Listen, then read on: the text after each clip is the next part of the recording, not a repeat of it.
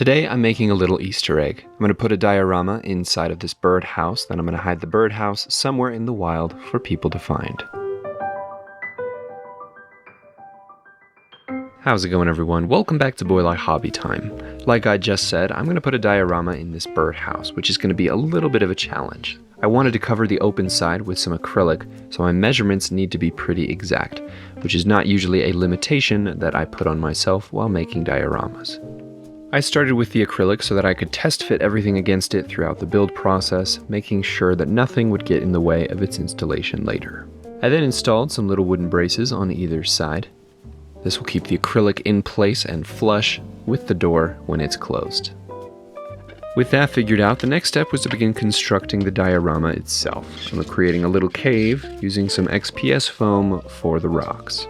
I made sure to install a guide piece first so that the door would still be able to open and close freely without obstruction. All the other pieces will need to sit behind this one, including these stalactites, which unfortunately I decided to get rid of later on in the video. I then went in no particularly organized order, installing the rest of the rocks. I eyeballed the look and feel of the cave, making sure there was nice composition and placement of the rocks, some nice layers, and the only rule that I really followed was not to block the door or the little round window. I wanted the interior of this birdhouse to have no obvious visible flat sections aside from the floor, which will be filled with resin, and the wall at the very back, which I have a plan for. Or should I say, plan 4.0 for. As mentioned earlier, the stalactites needed to go. I then cleaned up the foam off of my workstation, and that was all of the foam work done. The next step was to fill the gaps between the foam with some Sculptamold. If you don't smooth out Sculptamold too much, it has a very nice rocky appearance when it dries. I mixed up a small batch, and then I carefully applied it to all of those gaps, hiding the remaining flat surfaces on the walls of the cave. Once the Sculptamold was where it needed to be, I did a little bit of sculpting and touching up using a sculpting tool, and then I left that to dry. And while it was drying, and because I'm going to be pouring resin into this thing, I sealed up these little screw holes at the bottom so as not to have any leaks. And similarly to applying a UV light to some UV resin, some wet stuff dries a little faster if you shine some hot air on it. In spite of my prompting from the hairdryer, it did need to dry overnight, so while we wait, let's prep the subject for today's diorama. I bought and 3D printed this Gollum figure from CA 3D Studios. I'll include their links below. I've had the idea to recreate that classic image of Gollum in his cave before he meets Bilbo for quite a while now, and this figure was the perfect one for it. After carving some foam to give Gollum a little more elevation on his rocky perch, I covered it in Sculptamold to match the rest of the cave. Once the rock had been thoroughly Sculptamolded, I gave it some encouragement with the hairdryer, but again, I needed to wait till it was fully dry overnight. In the morning, I added a GW base to my Gollum so I could throw him on a painting handle, and the inside of the cave was dry, so it was time to begin priming. And while I paint Gollum and his little birdhouse cave, I'd like to give a huge shout out to all of my patrons. I used my airbrush and an acrylic primer to prime the cave and Gollum because I had forgotten to coat the foam with a protective layer so it would have melted had I used spray paint. Once the cave had been fully primed, I threw in some artificial light from the little round window. The goal is for the actual lighting for this diorama to come from this window in the end, which means that I placed it south facing. I gave Gollum a zenithal highlight from the same angle as the little window, and then I switched over to a brush to add the smaller details. Those smaller details included his stringy little hair and his eyes.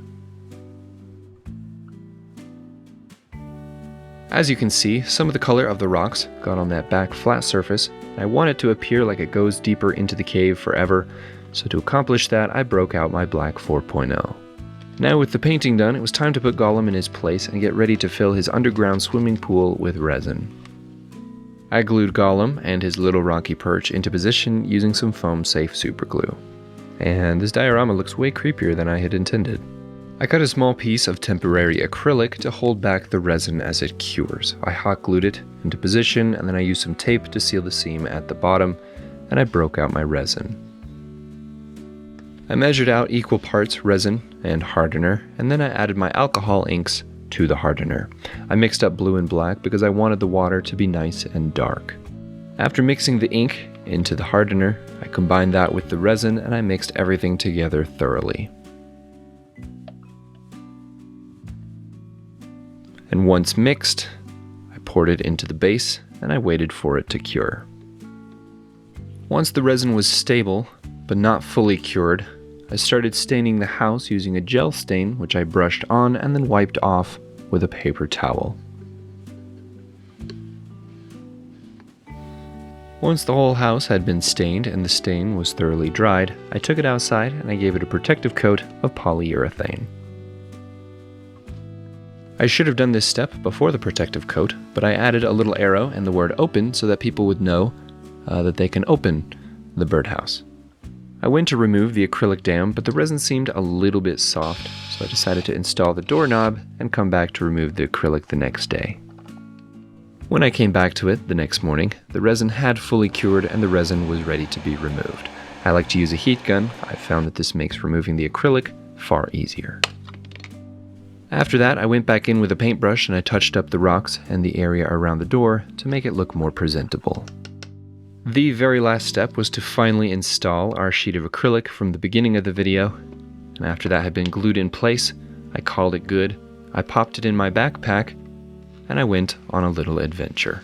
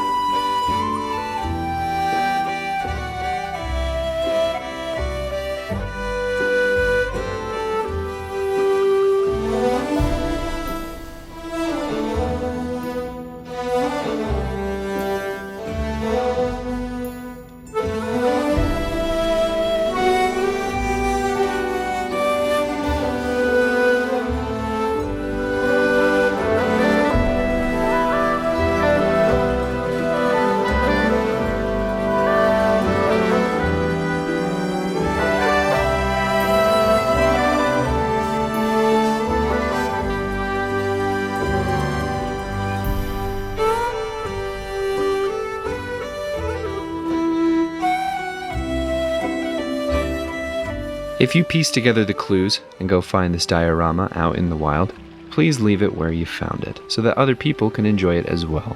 Take a selfie with it though and send it to me via email and I'll send you a postcard or something. That is it for this video. Thank you all so much for watching. Hope you enjoyed. Huge shout out as always to my patrons. You guys are the best. Have an awesome week everyone. Happy Resurrection Sunday. I'll see you all next time.